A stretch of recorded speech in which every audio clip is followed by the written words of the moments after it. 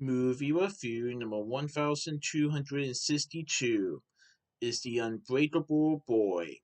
The Unbreakable Boy is a 2025 movie directed by John Gunn. Gunn. John Gunn. This movie has Lionsgate Films and Kingdom Story Company productions. And I saw this movie on March 3rd, 2025 at Regal Cinemas 16 in Deerfield Towne Center in Mason, Ohio. So this was a movie that was supposed to be released in 2022, but for some reason it got delayed, and 3 years later it finally got released. So this movie stars Zachary Levi, who also starred in the Lionsgate and Kingdom Story Company movie American Underdog. So this movie, I believe, is based on a true story. So this is about Scott and Teresa, who have a son. Well, they actually have two sons. But when Scott and Teresa learn that their son, Austin, is autistic and has brittle bone disease, they initially worry about his future. So basically, brittle bone disease is basically a disease where Austin, in this case, Austin's bones break easily, and he's had many falls and broken bones in his childhood, and eventually, when he gets to school level, he becomes autistic. So Scott and Teresa do not know what the future will hold for Austin. However, with Scott's growing faith and Austin's incredible spirit, they become unbreakable as they find joy, gratitude, and courage in the most trying times. So, Zachary Levi portrays Scott Roulette in the movie. He is Austin's father. Jacob Lavelle portrays Austin Roulette. He is a boy who is Austin and Teresa's son, who has autism along with brittle bone disease. Roy Jackson Miller portrays a young Austin. Megan Ferry portrays Teresa Roulette, who happens to be Austin's mother. Drew Powell portrays Joe, who is Scott's imaginary friend. And there are times that Scott talks to Joe about his wife and his situation with his family.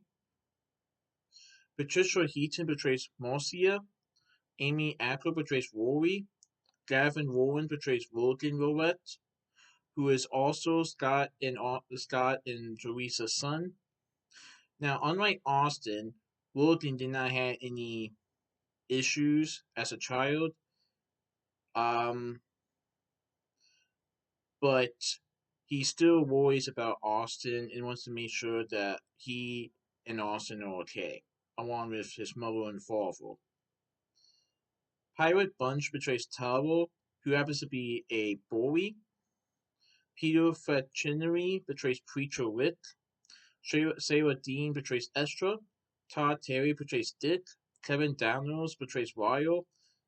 Manny Ward and Justin Russell portrays AA members, also known as Alcoholics Anonymous, and then many other actors and actresses in this movie. So I remember when I saw the trailer that was supposed to be the trailer that came out in 2022 in movie theaters. I don't know if I can find this trailer online though. I remember seeing the trailer in 2022 in movie theaters, and there was stuff in the trailer that I remembered that weren't in the new trailer that Lionsgate released last year. For instance, let's just say that Scott has a drinking problem, and I remembered how he was trying to get help with that due to everything going on. And let's just say that Austin and Logan were not exactly, well, especially Austin, let's just say that wasn't exactly planned. You'll understand when you see the movie, but I like how Scott and Teresa, despite everything going on, they decide to make sure that Austin and Logan are good, healthy, okay. They're trying to figure things out with each other, despite their situation. But Scott throughout the movie has a growing faith with his family, and with Austin's incredible spirit, they realize that they are unbreakable.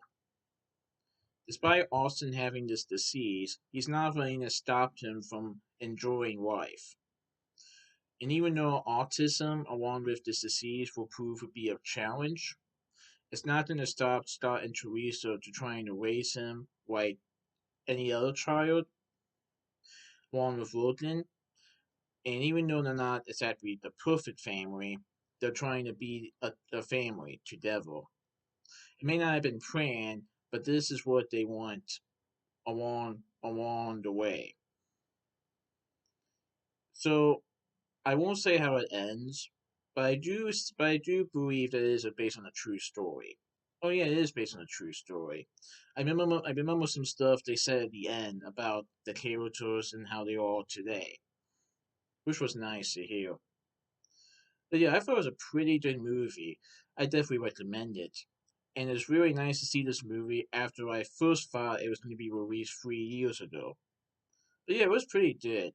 It really, the bond between the parent and the child really is unbreakable. And that is the case with Scott and Austin in this movie. So that's my movie review of The Unbreakable Boy. Please stay tuned for this movie review. Alright, goodbye.